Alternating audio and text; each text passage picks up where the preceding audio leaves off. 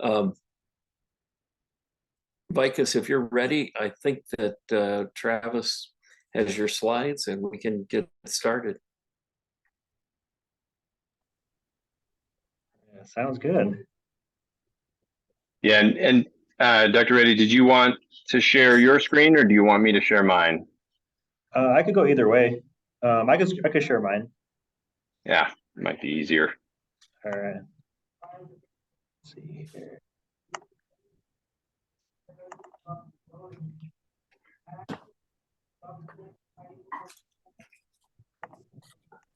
You guys see my screen? Okay.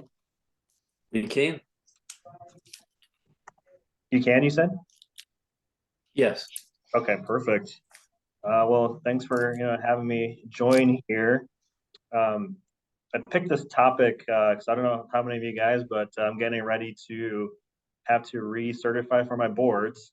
So I've been studying for it, and this question has come up quite often in the Q bank that I'm performing. So it got me curious, and also been seeing this used by cardiologists more often, more so in the southern region where I service some buildings down there.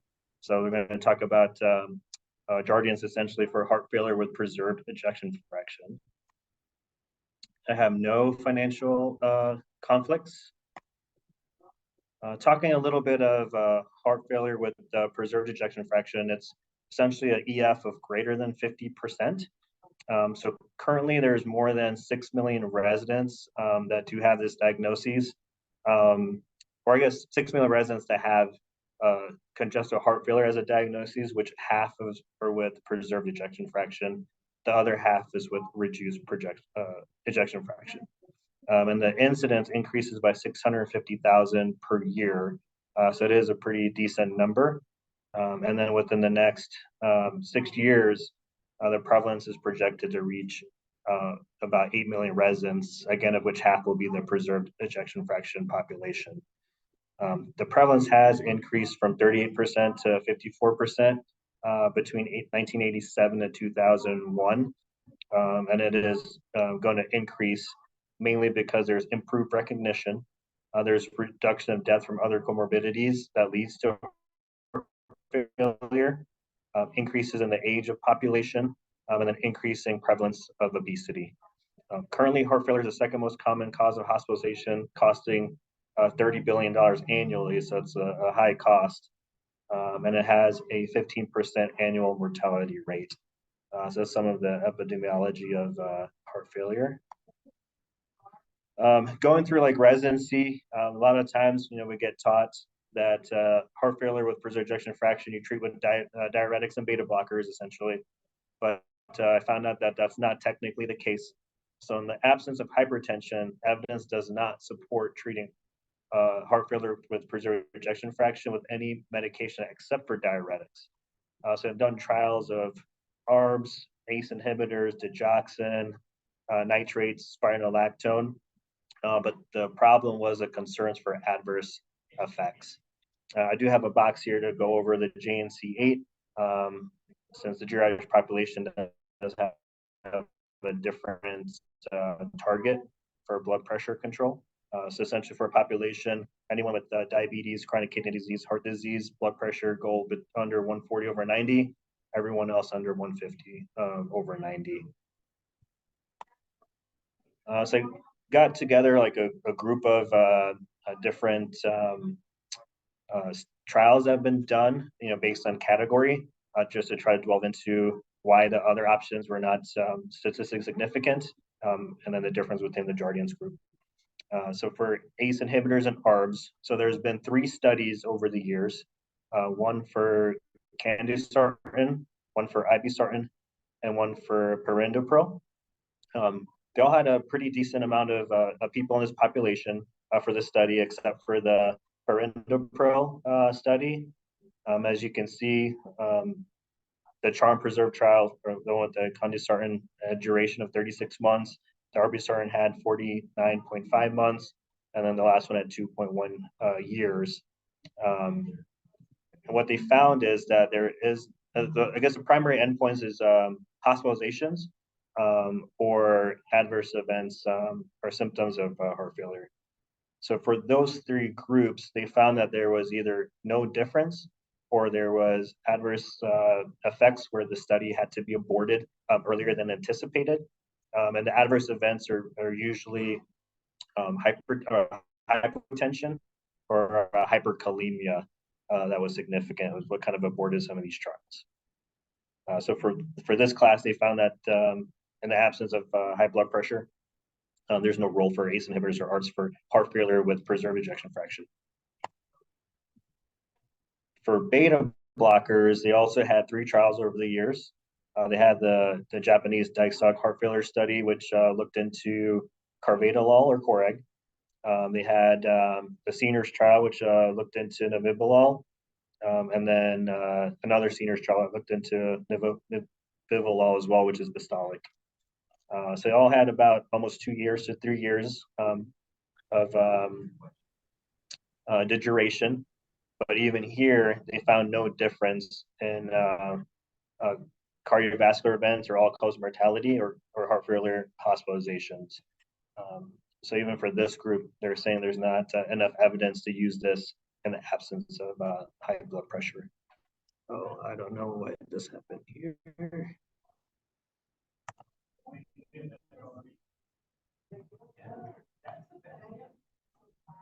Sorry about that.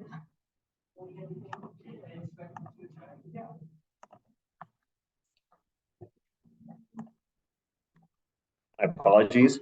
So then the next group is aldosterone receptor blockade. So here they're looking at spironolactone compared to placebo. So they had 2 trials over the years for this. One duration was 3.5 years or 3.3 years, and the other duration was 12 months. And even here, they found there was no difference between the groups for cardiovascular all-cause mortality, all-cause hospitalizations, or adverse events. They did find that the spironolactone had lower rates of hospitalizations, but if you look at that p-value, the p-value shows that there's no statistical significance to it because it has a low power, and then the number needed to harm is 45, which is pretty low to cause harm. And the second trial, there's also no difference between the two groups there. They also did it for digoxin versus placebo. They had 2 studies for this, both duration for 37 months. Here, the p-value was insignificant, and the number needed to harm was also low at 20. So they didn't recommend digoxin in this patient population. And then they had nitrates as well when they looked at isosorbide mononitrate versus placebo. They had 2 6-week crossover periods with 220 people. And if you look here too, the p-value was 0.2, so statistically insignificant. So they couldn't find any benefit from this medication group either. And then lastly, they looked into phosphodiesterase 5 inhibitors. So they looked at sildenafil versus placebo. They had 216 patients with symptomatic heart failure and ejection fraction of greater than 50% over 12 weeks. And then they found there was no difference between their groups and their oxygen consumption, exercise capacity, or any benefit for that patient group. So then coming into the SGLT2 inhibitors, so they really did good studies for the heart failure with reduced ejection fraction and found a lot of benefit for that, regardless of if they had diabetes or no diabetes. So they had an ad hoc analysis initially of dapagliflozin and diabetes, and then they thought it could now reduce the incidence of serious adverse heart failure outcomes. They also had one on sotagliflozin. However, the number was too small to find any significant information on it. But since there was some promising stuff, they did create the empagliflozin outcome trial in patients with chronic heart failure with preserved ejection fraction, also called the Emperor Preserve trial. So it was basically carried out to evaluate the effects of SGLT2 inhibitors and this effect on major heart failure outcomes in patients with heart failure with preserved ejection fraction. So delving a little bit into the Emperor Preserve trial. So essentially they started out with a little under 6,000 patients. Everybody had ejection fraction over 40%. they had included people with NYHA class 2 to 4, with 82% being the class 2. This means they had some slight limitation of physical activity, but comfortable at rest. So this is a double trial. So half was in the empagliflozin group with 10 milligrams, and the other one was placebo, in addition to usual therapy. They followed at up to 26.2 months, and they tried to measure cardiovascular death or hospitalizations for worsening heart failure, or a secondary outcome of total number of hospitalizations for heart failure. So the results of this, they showed that empagliflozin group had a 29% reduction in risk of hospitalization. So they had a good p-value, so the power of the study was good, and your confidence interval was under 1. So it's showing that there is some statistical significance to this findings. They also had a 9% reduction in the risk of cardiovascular death. Here, the confidence interval was above 1, so there was some insignificance for that, but at least they had the reduction of risk in hospitalizations. And then they found that the primary outcome was independent if someone had diabetes or not. So this medication could be used in non-diabetics as well. Common side effects that they found during the study was uncomplicated genital infections, UTIs, and hypotensions, and that was more frequently in the empagliflozin group that was there. I had this kind of summarized in this chart right here, but basically information that we've already discussed. And I know a lot of the questions with medication is also going to be cost. So I did reach out to a pharmacist with Pharm America. So they were saying in Colorado Medicaid, there's no prior auth required for Farxiga, Invokana, or Jardiance, but it's required for generic dapagliflozin tablets, which I don't know why they need a PA for the generic one. And then for the Medicare formulary for 2024, the Jardiance 10 and 25 tabs are preferred. Farxiga's non-formulary, and then copays are dependent on their specific plans. And then I have the whole sale price that's there as well, if the facility has to pay out of pocket. I know I went through this pretty quickly, but wanted to make sure Dr. Gahm also had time for some other topics. Any questions that anybody has?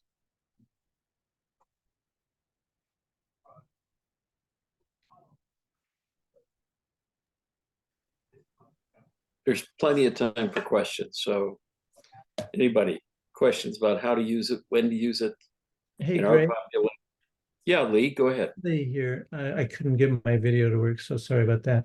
And this last study, they allowed usual therapy, and that sort of muddies the water a little bit in that it wasn't as pure of a study comparing one drug versus placebo because they had a mixture of other treatments ongoing that they couldn't control.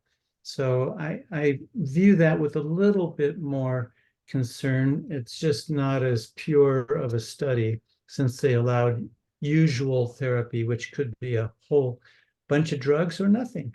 So you just don't know. So that's my only observation on that. Sure, and that's definitely fair. Yeah, did they talk about that at all, Vikas, that the one group had more beta blockers or diuretics, or did they any comparisons? They didn't have any comparisons on like what specific each one was. So there is going to be variables, as Dr. Annenberg was saying.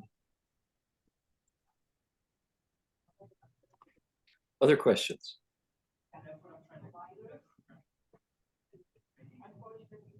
Okay. Well, can I ask another question? Yeah, go ahead. If they come to us and they don't have an ejection fraction determined, are portable echoes done in nursing homes of any accuracy? Are they compared to hospital cardiology lab performed echoes? Are they as good? Can we trust an echo done portably in a nursing home? And then should we do it immediately on admission, or should we wait a month, or when should you do it, and can you trust it? Sure, that's a good question. I don't know if Dr. Gahm has a better answer than I would on that. Well, yeah, I can say I know we've done it. We haven't done it a lot in recent years. We sort of go through cycles when we do more or less. Anybody aware of doing it, you know, out in facilities and what kind of results you get? Yeah, I haven't seen it done in quite some time. When I first started 6 years ago, I did, notice it was being done more often inside the facilities, but since COVID, I haven't seen anyone do a Right. bedside echo. Yeah, I agree. Karen, were you going to say something? Yeah, I've done it. I've done it once or twice. I don't know. It was patients that probably wouldn't have been able to go in just so that I could figure out what was going on. But most of them, a lot of them are actually getting echoes. So if you have access to, like I have access to Epic, I can go through. I can usually find an echo within the last 5 years in most of the elders that I'm caring for. So Yeah. Sure, yeah. I know we use Choreo quite often here as well on our end. So Thank you. Dr. Reddy, that was a great presentation. I learned a lot. Could I ask, was there any focus on the studies that were performed on enrolling people who reside in nursing homes? So they didn't have like inclusion or exclusion criteria of like a nursing home per se. It was just based on age and their ejection fraction. So they didn't have any verbiage in their articles about specifically for nursing home residents. Thank you.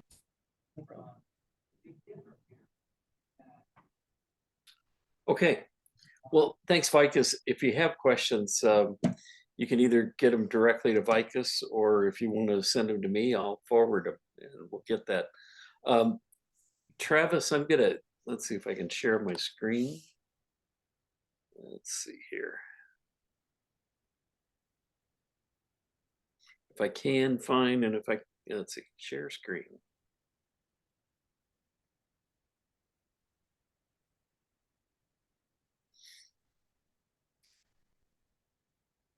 Okay. Well, that's okay.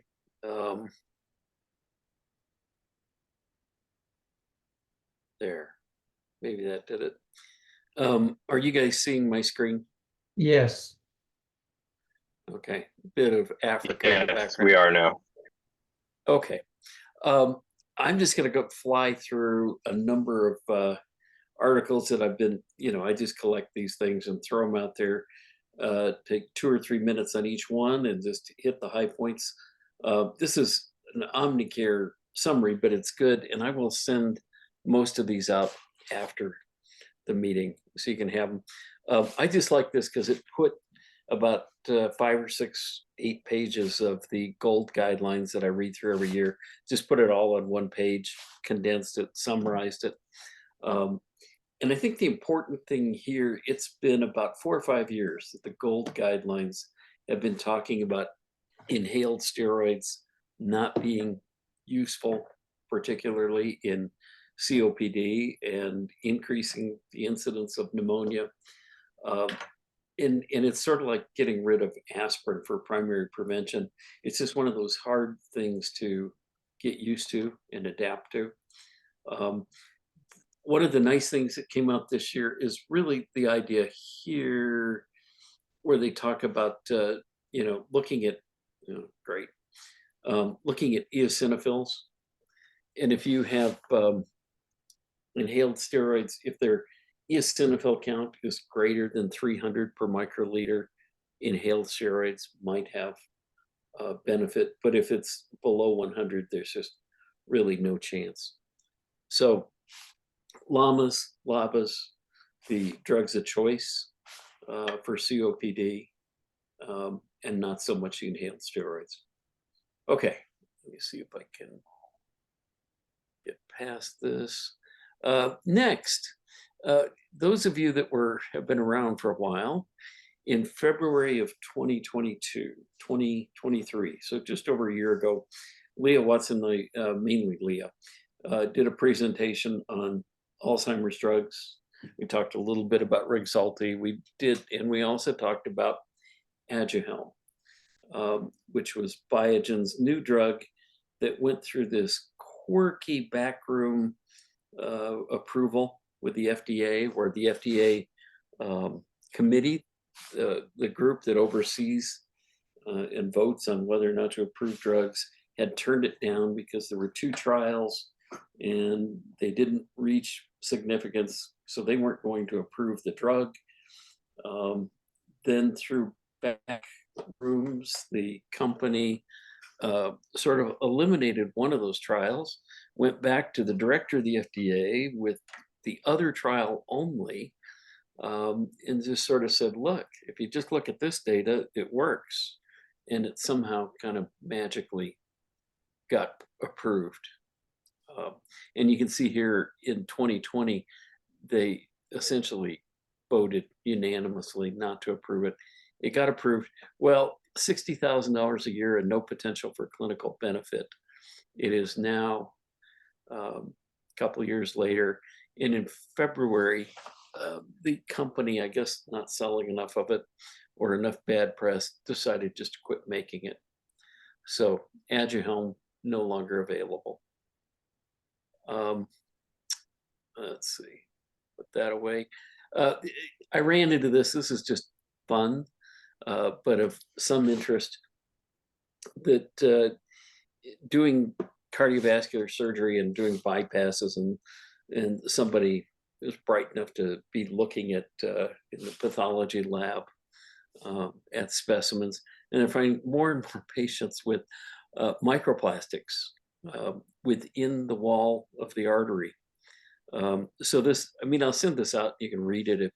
I don't know that it has any clinical significance that we can do anything about, but it is interesting that they're finding from, you know, plastic water bottles and all kinds of sources that they talk about in this article, just that we are all absorbing all kinds of plastic, and microplastics are teeny tiny little particles that are now being found even in your coronary arteries. So there is a group trying to limit the use of plastics, and at the same time, the oil industry is running out of things to, you know, enough problems with oil that they're doing more and more plastics and less oil. So there's that. Let me see if I can get to the next article. Okay. Real quickly, this is, you may hear more and more about this. The state of Washington has been noticing a lot more outbreaks of Candida auris. I've been talking back and forth by email with Chris Chaya down at the health department. They're trying to do some research, trying to look at this, try to find it, find carriers, looking at it in sewage systems.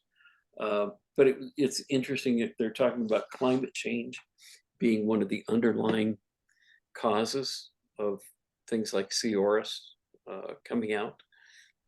As temperatures increase, fungi adapt to the warmer environment easier and become more common. And C. auris is resistant to most of the antifungals that we would use. So just throwing that out there is something to look for. Hey, Okay. Greg Leanberg here again. Yeah, Lee. Do cultures detect the difference between other Candida species and this one? They do if you ask for it. You know, a lot of times they'll just say Candida species, but you can ask to have it subtyped. And it's the kind of thing, if you're ever concerned, the health department will also, I'm sure, jump right in and help out. And Chris Chaya, those of you that know him, CZAJA, infectious disease doc at the health department that's on top of this. And I'm sure he would be more than happy to get involved with that. And if you need his contact information, you can reach out to me as well. I ran into this, you may run into this before the end of the year. It's a brand new oral antihypertensive, new class, You know, it's not any of the classes that we already have. It's an endothelin receptor antagonist. And it's called aprocitentan. I don't know what fun name it will actually get as a brand, but precision trial, 12.5 and 25 milligram doses, lowered systolic blood pressure, an average of 4 millimeters of mercury by week 4, and that was sustained through most of a year in comparison to placebo. They did find, I don't know if they're even going to make a 25 milligram dose, because even though the 25 milligram dose didn't really work any better, and it had more side effects and predominantly edema.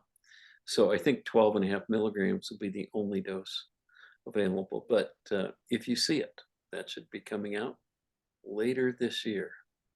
And with 3 minutes left, that's all of the fun things I pulled out to talk about today. So questions, anybody, anything we talked about today, anything else, anything that you'd like to hear in the coming months? Speak up.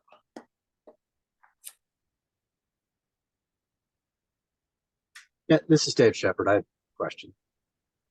Yeah. So when should I start looking for candidate Auris? I mean, what clinical scenario in a nursing home can you think of where all of a sudden you would decide, you know what, we need to do some molecular testing on a sample of this to see if it's the Auris? Yeah, my guess is you won't have to. It's probably going to come from the hospital. Okay. And they're the ones that are going to culture it first. And then the problem is going to be, they're going to want to get rid of them. And, you know, the 3 major classes of antifungals available, a lot of these that they're seeing in the state of Washington right now are resistant to all 3 classes. So I'm not sure, you know, if they want to send them to us, you know, is this a carrier state? Is it, you know, is it contagious? I'm not sure we know. And Okay. and the worst part of this whole story is that this won't be the last one. I mean, if this one emerged, there are going to be others that start coming out, and I don't know what Right. we're going to be doing with it. And I, you know, I think we may end up doing a lot of what we do in error now.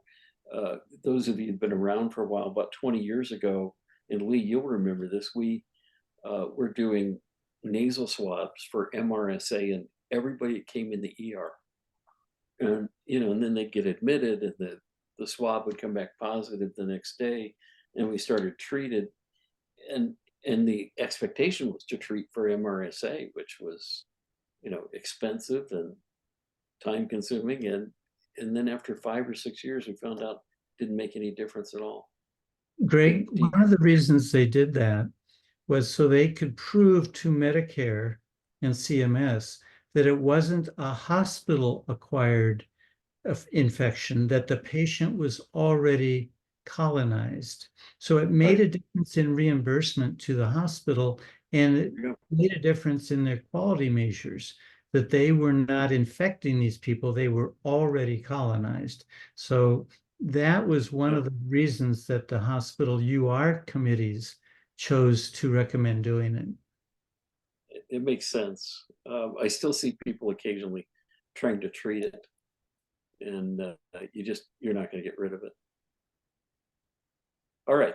Other questions? Anything else? And if not, we've hit the magic hour.